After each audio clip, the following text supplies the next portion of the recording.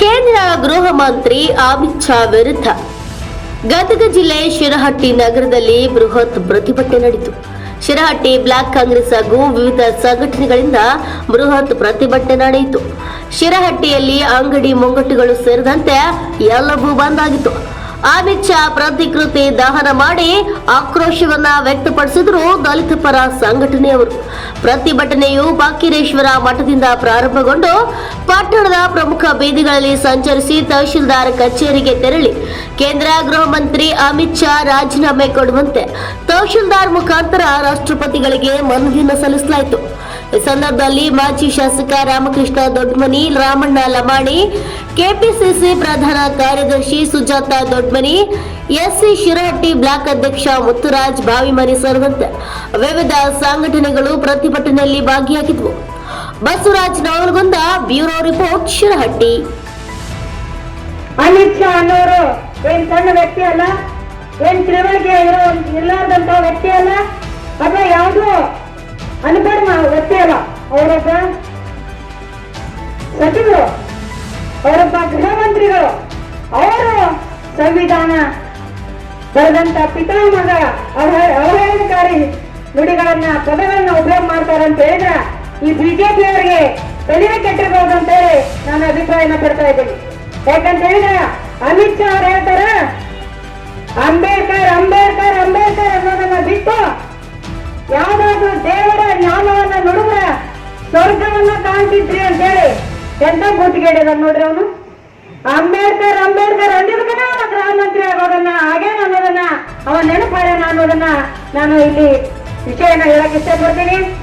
ಬಹಳ ಹಗುರವಾಗಿ ಮಾತಾಡ್ತಾ ಇದ್ದಾರೆ ಅವರು ಯಾವಾಗ ಬಿಜೆಪಿ ಅವರ ಅಧಿಕಾರಕ್ಕೆ ಬಂದಾಗಿನ ಅವ್ರ ಕಣ್ಣು ಎಲ್ಲೈತೆ ಅಂತ ಹೇಳಿದ್ರೆ ಬರೀ ಸಂವಿಧಾನದ ಮೇಲೆನೇ ಐತೆ. ಯಾವಾಗ ನೋಡಿದ್ರು ಸಂವಿಧಾನವನ್ನ ಚೇಂಜ್ ಮಾಡ್ತೀವಿ, ಸಂವಿಧಾನವನ್ನ ಬದಲಾವಣೆ ಮಾಡ್ತೀವಿ ಅನ್ನೋದನ್ನ ಏನಾದ್ರು ತಲೆಯಾಗಿತ್ತು ಅದನ್ನ ಈ ಅಮಿತ್ ಶಾ ಬಾಯಿಂದ ಹೊರಗೆ ಬಂದೈತಿ. ಈಗ ಇದರಿಂದ ಏನ್ ಅನಾಹುತ ಆಗುತ್ತೆ ಅಥವಾ ಇದರಿಂದ ಏನಾಗತ್ತೆ ಅನ್ನೋದು ಅವ್ರಿಗಿನ್ನೂ ಕಲ್ಪನೆನೇ ಇಲ್ಲ. ಈಗ ನಾವೇನು ಸಂಘಟನೆ ಮಾಡಕತ್ತೀವಿ ಇದು ಬಹಳ ಕಡಿಮೆ ಪ್ರಮಾಣ, ಬರೀ 25% ಮಾತ್ರ ನೋಡಕತ್ತೀರಿ ಅಮಿತ್ ಶಾ ಅವರೇ.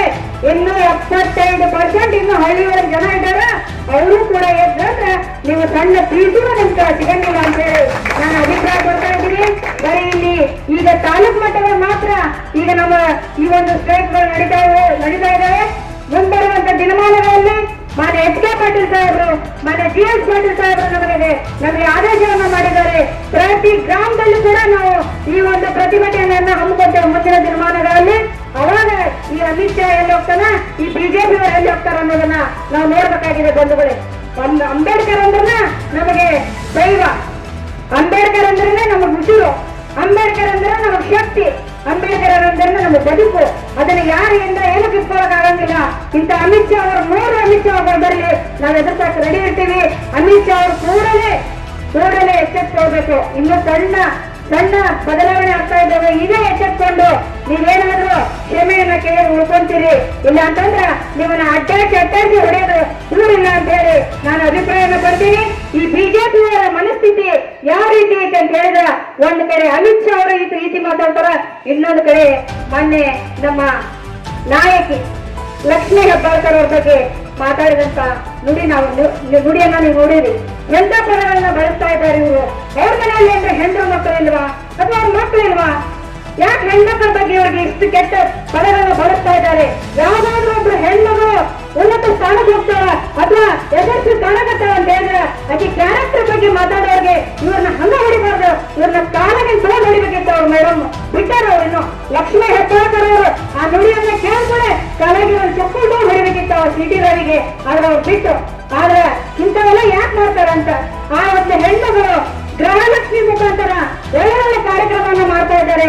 ಒಳ್ಳೆ ಎಲ್ಲ ಹೆಣ್ಮಕ್ಳಿಗೆ ಒಂದು ಸ್ಫೂರ್ತಿಯಾಗಿದ್ದಾರೆ ಅವರು. ಅಂತವ್ರ ಬಗ್ಗೆ ಇಂಥ ಕೆಟ್ಟ ಪದಗಳನ್ನ ಇವ್ರು ಬಳಸ್ತಾ ಇದ್ದಾರೆ.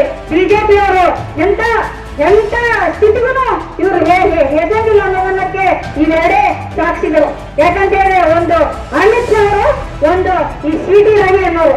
ನೋಡ್ರಿ ಯಾವ ರೀತಿ ಇವರು ಬಿಜೆಪಿ ಅವರ ಮನಸ್ಥಿತಿ ಐತೆ ಅನ್ನೋದನ್ನ ನೋಡ್ಬೇಕು. ದಯವಿಟ್ಟು ಎಲ್ಲ ಜನರು ಅವಾಗಿನ ನೀವೇನ್ ಹೇಳಿದ್ರು ಕೇಳ್ತಾ ಇದ್ರು, ಆದ್ರೆ ಈಗ ಜನ ಎಲ್ಲ ನೋಡ್ತಾ ಇದ್ದಾರೆ, ನೀವೇನ್ ಮಾಡ್ತಾ ಇದ್ದೀರಿ, ಏನ್ ನಡ್ಕೊಂತೀರಿ ಅನ್ನೋದನ್ನ ಜನಗಳು ನೋಡ್ತಾ ಇದ್ದಾರೆ. ಬಂಧುಗಳೇ, ಅಮಿತ್ ಶಾ ಅವ್ರನ್ನಂತೂ ಬಿಡುವಂತ ಮಾತೇ ಇಲ್ಲ. ಪ್ರತಿ